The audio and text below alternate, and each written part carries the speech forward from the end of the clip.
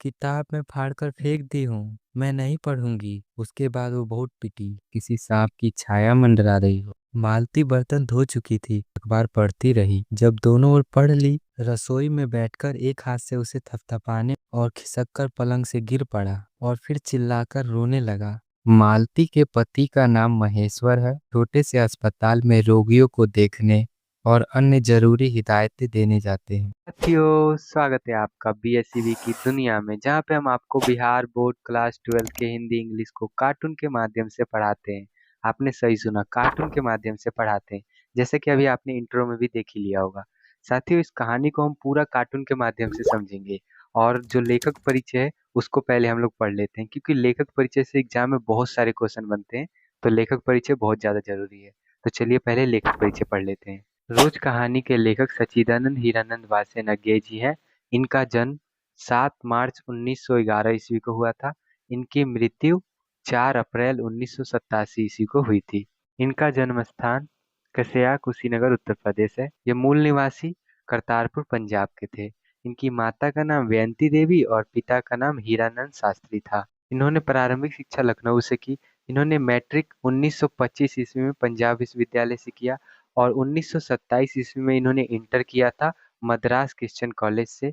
BSc इन्होंने लाहौर से किया और उसके बाद फिर इन्होंने एमए किया अंग्रेजी में। पूर्वार्धर ही रह गया क्योंकि यह क्रांतिकारी आंदोलन में शामिल रहे, इसीलिए आगे की पढ़ाई इनकी नहीं हो पाई। इनको हिंदी, इंग्लिश, तमिल, फारसी आदि भाषाओं का ज्ञान था। साथियों, तो अब हम देखेंगे इनको कौन कौन से पुरस्कार मिले हैं। साहित्य अकादमी पुरस्कार, भारतीय ज्ञानपीठ पुरस्कार और सुगा युगोस्लाविया का अंतर्राष्ट्रीय स्वर्णमाल पुरस्कार आदि मिले हैं। ये देश विदेश के अनेक विश्वविद्यालयों में विजिटिंग प्रोफेसर के रूप में आमंत्रित रहे हैं।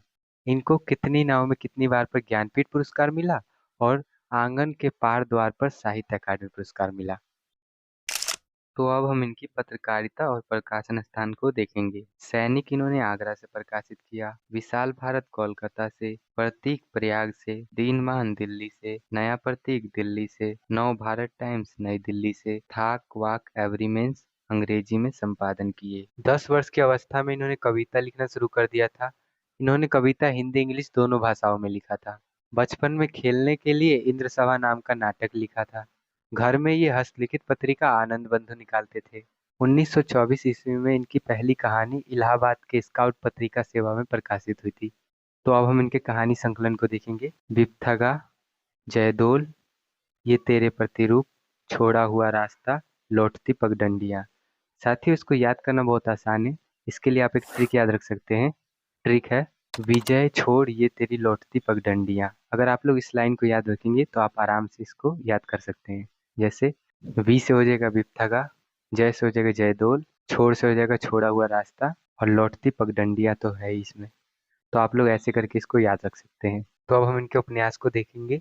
शेखरे जीवनी, नदियों के द्वीप, अपने अपने अजनबी। साथियों, इनके उपन्यास को याद करना बहुत आसान है। उपन्यास को याद करने के लिए आप लोग एक लाइन याद रख सकते हैं, अज्ञेय जी को उपन्यास का नशा था। अगर आप लोग इस लाइन को याद रखेंगे तो इसमें एन से हो जाएगा नदियों के द्वीप, एस से हो जाएगा शेखरे जीवनी और ए से हो जाएगा अपने अपने अजनबी।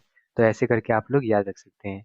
इनका उत्तर प्रियदर्शी एक नाटक है। तो अब हम इनके कविता संकलन को देखेंगे। भगनदूत चिंतन इत्यालम, हरी घास पर क्षण भर, बावरा आहरी, आंगन के पार द्वार, कितनी नाव में कितनी बार, सदा नीरा, ऐसा कोई घर आपने देखा है, आदि इनके कविता संकलन है। तो अब हम इनके यात्रा साहित्य को देखेंगे। अरे ययावर रहेगा याद, एक बूंद सहसा उछली। साथियों, इसके जो यात्रा साहित्य है उसको याद करना बहुत आसान है। उसके लिए आप लोग याद रख सकते हैं अरे एक यात्रा। अगर आप इसको याद रखेंगे अरे एक यात्रा, तो इसमें अरे से हो जाएगा अरे ययावर रहेगा याद और एक से हो जाएगा एक बूंद सहसा उछली। तो ऐसे करके आप लोग याद रख सकते हैं। तो अब हम इनके निबंध को देखेंगे। त्रिशंकु, आत्मनेपद, आलवाल, अद्यतन, भवंती, अंतरा, शाश्वती, संवत्सर। तो अब हम इनके संपादित ग्रंथ को देखेंगे। तार सप्तक, दूसरा सप्तक, तीसरा सप्तक, चौथा सप्तक, पुष्करणी, रूपांबरा, नेहरू अभिनंदन आदि इनके ग्रंथ हैं। शरद चंद्र का श्रीकांत, जनेंद्र कुमार के त्यागपत्र और अपने उपन्यास अपने अपने अजनबी को उन्होंने अंग्रेजी में अनुवाद किया है। रविन्द्रनाथ ठाकुर के गोरा उपन्यास को हिंदी में अनुवाद किए। तो साथियों, हमारा लेखक परिचय खत्म हुआ। अब हम लोग एग्जाम में हमसे कैसे पूछेगा इसको देख लेते हैं। अज्ञेय जी मूलतः क्या है? तो हमारा उत्तर हो जाएगा कहानीकार। आगे पूछेगा, अज्ञेय जी इंटर कहाँ से किए हैं? तो हमारा उत्तर हो जाएगा मद्रास क्रिश्चियन कॉलेज से। अगला पूछेगा, अज्ञेय जी की पहली कहानी कब प्रकाशित हुई? तो हमारा उत्तर हो जाएगा 1924 ईस्वी में। बचपन में खेलने के लिए अज्ञेय जी ने कौन सा नाटक लिखा था? तो हमारा उत्तर हो जाएगा इंद्रसभा। अज्ञेय जी ने कितने वर्ष की उम्र में कविता लिखना शुरू किया? तो हमारा उत्तर हो जाएगा 10 वर्ष। यह आपसे पूछ सकता है, तार सप्तक का संपादन किसने किया? तो हमारा उत्तर हो जाएगा अज्ञेय जी। यह आपसे पूछ सकता है, अज्ञेय जी किस वाद से संबंधित हैं? तो हमारा उत्तर हो जाएगा प्रयोगवाद। इनमें से अज्ञेय जी का कौन सा नाटक है? तो हमारा उत्तर हो जाएगा उत्तर प्रियदर्शी है। यह आपसे पूछ सकता है, अज्ञेय जी को ज्ञानपीठ पुरस्कार किस रचना पर मिला था? तो हमारा उत्तर हो जाएगा कितनी नाव में कितनी बार। यह आपसे पूछ सकता है, अज्ञेय जी का जन्म कब हुआ था? तो हमारा उत्तर हो जाएगा 7 मार्च 1911 ईस्वी को। यह आपसे पूछा जा सकता है, अज्ञेय जी के पिता का नाम क्या है? तो हमारा उत्तर हो जाएगा डॉक्टर हीरानंद शास्त्री। तो साथियों, हमारा लेखक परिचय समाप्त हो गया। चलिए तो पूरी कहानी को कार्टून के माध्यम से समझते हैं। दोपहर में उस सूने आंगन में पैर रखते ही मुझे ऐसा जान पड़ा मानो उस पर किसी सांप की छाया मंडरा रही हो। उसके वातावरण में कुछ ऐसा था जिसे कहा नहीं जा सकता, न छुआ जा सकता था। चारों तरफ घना सा सन्नाटा फैला हुआ था। मेरी आहट सुनते ही मालती बाहर निकली, मुझे देखते ही पहचान गई। उसका मुरझाया सा चेहरा खिल उठा और फिर उदास हो गई। उसने कहा, आ जाओ, और बिना जवाब सुने अंदर चली गई। मैं भी उसके पीछे चला गया। भीतर पहुंचकर मैंने पूछा, वो यहाँ नहीं है? मालती बोली, अभी आए नहीं है, दफ्तर में है, थोड़ी देर में आ जाएंगे। करीब 1:30-2 बजे आया करते हैं। कब के गए हुए हैं? सवेरे उठते ही चले जाते हैं। मैं हूँ कहकर पूछने ही वाला था कि तुम इतनी देर क्या करती हो, पर फिर सोचा आते ही इतना सवाल पूछना ठीक नहीं होगा। मैं कमरे में चारों ओर देखने लगा। तब तक मालती एक पंखा उठा लाई और मुझे हवा करने लगी। मैंने मना करते हुए कहा, नहीं, मुझे नहीं चाहिए, पर वो नहीं मानी। बोली, वाह, चाहिए कैसे नहीं, इतनी धूप में तो यहाँ आए हो। मैंने कहा, अच्छा लाओ, मुझे दे दो। वो शायद मना करने वाली थी, पर तभी दूसरे कमरे से शिशु के रोने की आवाज सुनकर उसने चुपचाप पंखा मुझे दे दिया और घुटने पर हाथ टेक कर एक थकी हुई करते हुए उठी और भीतर चली गई। मैं उसके जाते हुए दुबले शरीर को देखकर सोच रहा था कि ये क्या है, ये कैसी छाया सी इस घर पर छाई हुई है। मालती मेरे दूर के रिश्ते की बहन है, पर उसे सखी कहना ही उचित है, क्योंकि हमारे आपसी संबंध साक्ष्य के ही रहे हैं। हम बचपन में इकट्ठे खेले, इकट्ठे लड़े और पिटे हैं। हमारी पढ़ाई भी बहुत सी इकट्ठे ही हुई है। हमारे व्यवहार में सदा साक्ष्य की स्वेच्छा और स्वतंत्रता रही है। वो कभी भ्रातृत्व के या बड़े छोटेपन के बंधनों में नहीं घिरा।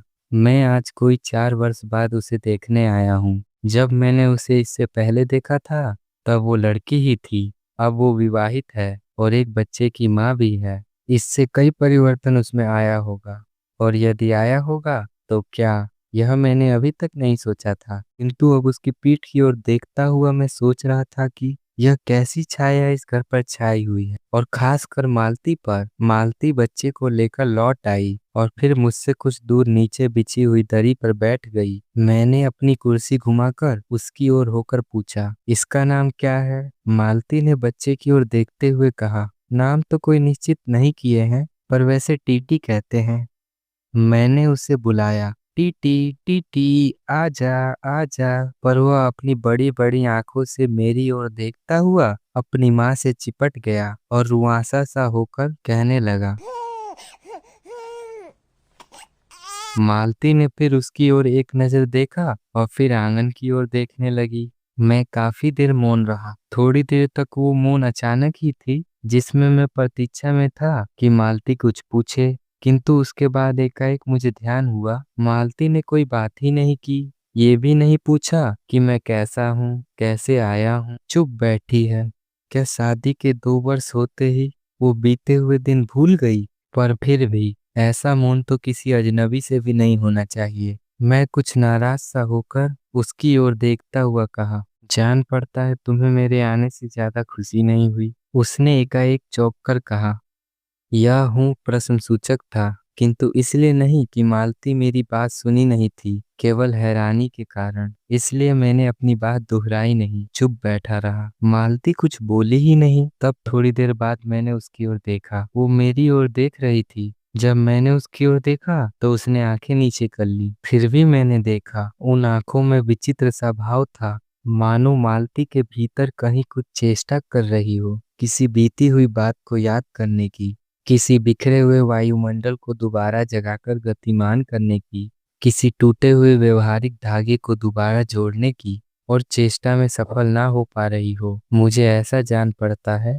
मानो किसी जीवित प्राणी के गले में मृत जंतु का शव डाल दिया गया हो। वो उसे उतारकर फेंकना चाहे पर फेंक ना पाए। तभी किसी ने किवाड़ खटखटाया। मैंने मालती की ओर देखा पर वो हिली नहीं। जब किवाड़ दूसरी बार खटखटाया गया तब शिशु को अलग करके उठी और किवाड़ खोलने गई। मालती के पति आए थे। मैंने उन्हें पहली बार देखा था, हालांकि फोटो से उन्हें पहचानता था। मालती खाना तैयार करने आंगन में चली गई और हम दोनों भीतर बैठकर बातचीत करने लगे, उनकी नौकरी के बारे में, उनके जीवन के बारे में, उस स्थान के बारे में और ऐसे अन्य विषयों के बारे में जो पहले परिचय में उठा करते हैं। मालती के पति का नाम महेश्वर है। वो एक पहाड़ी गांव में डिस्पेंसरी के डॉक्टर हैं। उसी हैसियत से इसे इन क्वार्टरों में रहते हैं। सुबह 7 बजे डिस्पेंसरी चले जाते हैं, 1:30 या 2 बजे लौटते हैं। उसके बाद दोपहर भर छुट्टी रहती है। केवल शाम को 1-2 घंटे फिर चक्कर लगाने चले जाते हैं। डिस्पेंसरी के साथ छोटे से अस्पताल में रोगियों को देखने और अन्य जरूरी हिदायतें देने जाते हैं। उनका जीवन भी बिल्कुल एक निर्दिष्ट दायरे पर चलता है। रोजाना वही काम, इसी प्रकार के मरीज, वही हिदायतें और नुस्खे, वही दवाइयाँ। इन्हीं में उनका पूरा जीवन उलझा हुआ है। वह स्वयं उकताए हुए हैं। इस भयानक गर्मी के कारण वो अपने फुर्सत के समय में भी सुस्त रहते हैं। मालती हम दोनों के लिए खाना लाई। मैंने पूछा, तुम नहीं खाओगी या खा चुकी हो? महेश्वर कुछ हंसकर बोले, वो पीछे खाया करती है। पति 2:30 बजे खाना खाने आते हैं, इसीलिए पत्नी 3 बजे तक भूखी रहती है। महेश्वर खाना खाते हुए मेरी तरफ देखकर बोले, आपको तो खाने का मजा ही क्या आएगा, ऐसे बेवक्त खा रहे हैं। मैंने जवाब दिया, वाह, देर से खाने पर तो और भी मजा आता है, भूख और ज्यादा बढ़ जाती है। पर इससे शायद मालती बहन को कष्ट होगा, क्योंकि वो आपके इंतजार में भूखी रहेंगी। मालती टोक कर बोली, मेरे लिए ये नई बात थोड़ी ना है, मेरे साथ तो ऐसा रोज ही होता है। मालती बच्चे को गोद में ली हुई थी। बच्चा रो रहा था पर उसकी ओर कोई ध्यान नहीं दे रहा। मैंने कहा, ये रोता क्यों है? मालती बोली, हो ही गया है चिड़चिड़ा सा, हमेशा ही ऐसा करता है। फिर बच्चे को डांट कर बोली, चुप कर, जिससे वो और भी रोने लगा। मालती ने उसे जमीन पर बैठा दिया और बोली, अच्छा रो ले, और रोटी लेने आंगन की ओर चली गई। जब हमने भोजन समाप्त किया तो 3 बजने वाले थे। महेश्वर ने बताया कि आज उन्हें जल्दी अस्पताल जाना है। वहाँ एक तो चिंताजनक केस आए हुए हैं जिनका ऑपरेशन करना पड़ेगा, 2 की शायद टांग काटनी पड़ेगी, गैंग्रीन हो गया है उनको। इतना कहकर थोड़ी देर में वो चले गए। मालती किवाड़ बंद कर आई और मेरे पास बैठने ही वाली थी। मैंने बोला, अब तो खाना खा लो, मैं उतनी देर तक टीटी को खिलाता हूँ। वो बोली, खा लूंगी, मेरे खाने की कौन सी बात है। और वो बाद में चली गई। मैं टीटी को हाथ में लेकर झुलाने लगा, जिससे वो बहुत देर तक शांत रहा। दूर शायद अस्पताल में ही 3 खड़के। एकाएक मैं चौंक गया। मैंने सुना मालती वहीं आंगन में बैठी अपने आप ही एक लंबी सी थकी हुई सांस के साथ कह रही है, 3 बज गए, मानो बड़ी तपस्या के बाद कोई कार्य संपन्न हुआ हो। थोड़ी ही देर में मालती फिर आ गई। मैंने पूछा, तुम्हारे लिए कुछ बचा भी था? सब कुछ तो बहुत था। हाँ बहुत था, भाजी तो सारी मैं ही खा गया था, वहाँ बचा कुछ होगा नहीं, यूं ही रोक तो ना जमाओ कि बहुत था। मैंने हंसकर कहा। मालती मानो किसी और विषय की बात करते हुए बोली, यहाँ सब्जी वब्जी तो कुछ होती नहीं, कोई आता जाता है नीचे से तो मंगा लेते हैं। मुझे आए 15 ही दिन हुए हैं, जो सब्जी साथ लाए थे वही अभी बनती जा रही है। मैंने पूछा, नौकर कोई नहीं है? कोई ठीक मिला नहीं? शायद 2-1 दिन में हो जाए। बर्तन भी तुम ही मांजती हो, और कौन मांजेगा? कहकर मालती क्षण भर आंगन में जाकर लौट आई। मैंने पूछा, कहाँ गई थी? आज पानी ही नहीं है। बर्तन कैसे मांजूं? क्यों, पानी क्यों नहीं है? रोज ही होता है, कभी समय पर तो आता नहीं। आज शाम को 7 बजे आएगा, तब बर्तन मांजेंगी। चलो, तुम्हें 7 बजे तक तो छुट्टी हुई। कहते हुए मैं मन ही मन सोचने लगा, अब इसे रात में 11 बजे तक काम करना पड़ेगा। छुट्टी क्या खाक हुई? यही उसने कहा। मेरे पास कोई जवाब नहीं था, पर मेरी सहायता टीटी ने की। एकदम से फिर वो रोने लगा और मालती के पास जाने की जिद करने लगा। मैंने उसे दे दिया। थोड़ी देर फिर मौन रहा। मैंने जेब से अपनी नोटबुक निकाली और पिछले दिनों के लिखे हुए नोट देखने लगा। तब मालती को याद आया कि उसने मेरे आने का कारण नहीं पूछा और बोली, यह आए कैसे? मैंने कहा, अच्छा अब याद आया, तुमसे मिलने आया था। और क्या करने? तो 2 एक दिन रहोगे ना? नहीं, कल जाऊंगा। मालती कुछ नहीं बोली, कुछ खिन्न सी हो गई। मैं फिर नोटबुक की तरफ देखने लगा। थोड़ी देर बाद मुझे ध्यान हुआ, मैं यहाँ तो मालती से ही मिलने आया हूँ, किंतु यहाँ वो बात करने को बैठी है और मैं पढ़ रहा हूँ। पर बात भी क्या ही की जाए। मुझे ऐसा लग रहा था कि इस घर पर जो छाया घिरी हुई है वो अज्ञात रहकर भी मानो मुझे भी वश में कर रही है। मैं भी वैसा ही निराशा निर्जीव सा हो रहा हूँ, जैसे, हाँ, जैसे ये घर, जैसे मालती। मैंने पूछा, तुम कुछ पढ़ती लिखती नहीं हो? मैं चारों ओर देखने लगा, कहीं किताबें दिख पड़े। यहाँ, ये कहकर मालती थोड़ा सा हंस दी। वह हंसकर कह रही थी, यहाँ पढ़ने को क्या है? मैंने कहा, अच्छा, मैं वापस जाकर कुछ पुस्तकें जरूर भेजूंगा। और बातचीत फिर समाप्त हो गया। थोड़ी देर बाद मालती ने फिर पूछा, आए कैसे हो? लॉरी में? पैदल? इतनी दूर? बड़ी हिम्मत की। आखिर तुमसे मिलने आया हूँ। ऐसे ही आए हो? नहीं, कूली पीछे आ रहा है सामान लेकर। मैंने सोचा बिस्तर ले चलूं। अच्छा किया। यहाँ तो बस, कहकर मालती चुप हो गई। फिर बोली, तब तुम थके होगे, लेट जाओ। नहीं, बिल्कुल नहीं थका।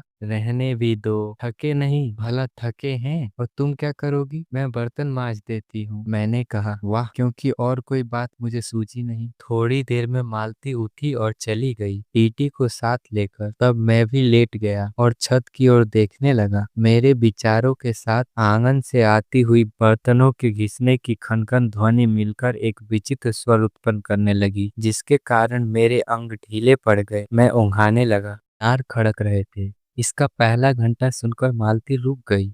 वही 3 बजे वाली बात मैंने फिर देखी, अब की बार और उग्र रूप में। मैंने सुना, मालती बिना इच्छा के उदास मन से मशीन की तरह थके हुए स्वर में कह रही थी, 4 बज गए। मानो उसका पूरा जीवन मशीन की तरह समय गिनने में ही बीत रहा हो। तब 6 कभी के बज चुके थे जब किसी के आने की आहट से मेरी नींद खुली और मैंने देखा कि महेश्वर लौट आए हैं और उनके साथ ही बिस्तर लिए मेरा कूली भी आया है। मैं मुंह धोने के लिए पानी मांगने ही वाला था कि मुझे याद आया, पानी नहीं होगा। मैंने हाथों से मुंह पोंछते पोंछते महेश्वर से पूछा, आपने बड़ी देर की? हाँ, आज वो गैंग्रीन का ऑपरेशन करना ही पड़ा। एक का कर आया हूँ, दूसरे को एम्बुलेंस में बड़े अस्पताल में भिजवा दिया है। मैंने पूछा, गैंग्रीन कैसे हो गया? एक कांटा चुभा था, उसी से हो गया। बड़े लापरवाह होते हैं यहाँ के लोग। मैंने पूछा, यहाँ आपको केस अच्छे मिल जाते हैं? हाँ, मिल ही जाता है। यही गैंग्रीन बीमारी वाले हर दूसरे चौथे दिन केस आ ही जाता है। मालती आंगन से ही सुन रही थी। अब वो आ गई और बोली, हाँ, केस बनाते देर क्या लगती है? कांटा चुभा था, इस पर पैर ही काट दिया। यह भी कोई डॉक्टरी है? हर दूसरे दिन किसी का बाह काट देते हैं, इसी का नाम है अच्छा अभ्यास। महेश्वर हंसकर बोले, ना काटे तो उसकी जान गंवाए क्या? हाँ, पहले तो दुनिया में कांटे ही नहीं होंगे। आज तक तो कभी नहीं सुना था कि कांटों के चुभने से लोग मर जाते हैं। महेश्वर ने कोई जवाब नहीं दिया, बस मुस्कुरा के रह गए। मालती मेरी ओर देखकर बोली, ऐसे ही होते हैं डॉक्टर सरकारी अस्पताल के। मैं तो रोज ही ऐसी बात सुनती हूँ। अब कोई मर मुरा जाए तो ख्याल ही नहीं होता। पहले तो रात रात भर नींद नहीं आती थी। तभी आंगन से खुले हुए नल ने कहा, टिप टिप टिप। मालती ने कहा, पानी, और उठकर चली गई। खनखनाहट से हमें पता चला मालती बर्तन धोने लगी। टीटी महेश्वर के टांगों के सहारे खड़ा होकर मेरी ओर देख रहा था। अब एकाएक उन्हें छोड़कर मालती की ओर खिसकता हुआ चला गया। महेश्वर ने कहा, उधर मत जा, और उसे गोद में उठा लिया। वो मचलने लगा और चिल्ला चिल्ला कर रोने लगा। महेश्वर बोले, अब रो रो कर सो जाएगा, तभी घर को चैन आएगा। मैंने पूछा, आप लोग भीतर ही सोते हैं? गर्मी तो बहुत है, होने को तो मच्छर भी बहुत है, पर यहाँ लोहे के पलंग उठाकर बाहर कौन ले जाए? अब के नीचे जाएंगे तो 4 पलाइयाँ ले जाएंगे। फिर कुछ रुककर बोले, आज तो बाहर ही सोएंगे, आपके आने का इतना तो लाभ हो। टीटी अभी रोता ही जा रहा था। महेश्वर ने उसे एक पलंग पर बैठा दिया और पलंग खींचने लगे। मैंने कहा, मैं भी मदद करता हूँ, और दूसरी ओर से पलंग उठाकर निकलवा दिया। अब हम तीनों पलंग पर बैठ गए और वार्तालाप के लिए कोई उपयुक्त विषय न पाने के कारण हम दोनों टीटी को खिलाने लगे। बाहर आकर टीटी कुछ चुप हो गया, पर बीच बीच में रोता रहता था। कभी अचानक हंसने लगता था और फिर कभी एकदम चुप हो जाता था। मालती बर्तन धो चुकी थी। जब वो उन्हें लेकर आंगन की एक और रसोई के छप्पर की ओर चली, तब महेश्वर ने कहा, थोड़े से आम लाया हूँ, वो भी धो लेना। कहाँ है? अंगीठी पे रखे हैं, कागज में लपेट के। मालती ने भीतर जाकर आम उठाए और अपने आंचल में डाल लिए। जिस कागज में आम लिपटे हुए थे वो किसी पुराने अखबार का टुकड़ा था। मालती चलते चलते उसे अखबार को पढ़ती जा रही थी। वो नल के पास जाकर खड़ी होकर अखबार पढ़ती रही। जब दोनों ओर पढ़ ली तो उसे फेंक कर एक लंबी सांस ली और फिर आम धोने लगी। मुझे एकाएक याद आया, बहुत दिन की बात है, जब हम अभी स्कूल में भर्ती हुए थे, तब हमारा सबसे बड़ा सुख हाजिरी हो जाने के बाद चोरी से स्कूल से भाग जाना था और स्कूल के कुछ दूरी पर आम के बगीचे में पेड़ों पर चढ़कर कच्ची आम तोड़कर खाना था। मुझे याद आया, कभी जब मैं भाग आता और मालती नहीं आ पाती थी, तब मैं भी उदास मन से लौट जाता था। मालती कुछ नहीं पढ़ती थी, उसके माता पिता उससे तंग थे। एक दिन उसके पिता उसे एक पुस्तक लाकर दिए और कहे, उसे 20 पेज रोज पढ़ा करो। हफ्ते भर बाद मैं देखूंगा कितना पढ़ी हो, और पूछूंगा भी, नहीं पढ़ोगी तो मार मार के चमड़ी उधेड़ दूंगा। मालती चुपचाप किताब ले ली, पर वो पढ़ती नहीं थी। रोजाना 10 पन्ने 20 पेज फाड़कर फेंक देती थी। अपने खेल में किसी तरह फर्क न पड़ने देती थी। जब 8वें दिन उसके पिताजी पूछते थे कि किताब समाप्त कर ली, तो उत्तर देती थी, हाँ कर ली। पिताजी ने कहा, ला मैं प्रश्न पूछता हूँ, तो चुपचाप खड़ी हो जाती थी। पिता ने फिर कहा तो धीमे स्वर में बोली, किताब में फाड़कर फेंक दी हूँ, मैं नहीं पढ़ूंगी। उसके बाद वो बहुत पिटी। इस समय मैं यही सोचा कि वही चंचल मालती आज कितनी धीमी हो गई है, कितनी शांत हो गई है, और एक अखबार के टुकड़े के लिए तरसती है। ये क्या है? तभी महेश्वर ने पूछा, रोटी कब बनेगी? बस अभी बनाती हूँ। पर अब की बार जब मालती रसोई की ओर चली, तब टीटी रोने लगा। वो नहीं माना। मालती उसे गोद में लेकर चली गई। रसोई में बैठकर एक हाथ से उसे थपथपाने और दूसरे से कई छोटे डिब्बे उठाकर अपने सामने रखने लगी, और हम दोनों चुपचाप रात्रि की और भोजन की और एक दूसरे से कुछ कहने की और ना जाने किस किस न्यूनता की पूर्ति की प्रतीक्षा करने लगे। हम भोजन कर चुके थे और बिस्तर पर लेट गए थे, और टीटी सो गया था। मालती पलंग के एक और मोम जामा बिछाकर उसे लिटा गई थी। वो सो गया था, पर नींद में कभी कभी चौंक कर उठता था। एक बार तो उठकर बैठ भी गया था, पर फिर तुरंत ही सो गया। मैंने महेश्वर से पूछा, आप तो थके होंगे, सो जाइए। थके तो आप भी अधिक होंगे, 18 मील पैदल चलकर आए हैं। मैंने कहा, हूँ। मैं चुप रहा। थोड़ी देर में महेश्वर ऊँघा गए। तब लगभग 10:30 बज रहे थे। मालती भोजन कर रही थी। मैं थोड़ी देर मालती की ओर देखता रहा। वो किसी विचार में लीन हुई धीरे धीरे खाना खा रही थी, पर मैं इधर उधर खिसक कर आराम से होकर आकाश की ओर देखने लगा। वो पूर्णिमा की रात थी, आकाश में बादल नहीं थे। मैंने देखा, वो सरकारी क्वार्टर की दिन में अत्यंत शुष्क और नीरस लगने वाली स्लेट की छत भी चांदनी में चमक रही थी, अत्यंत शीतलता से छलक रही हो, मानो चांदनी उस पर से झर रही हो।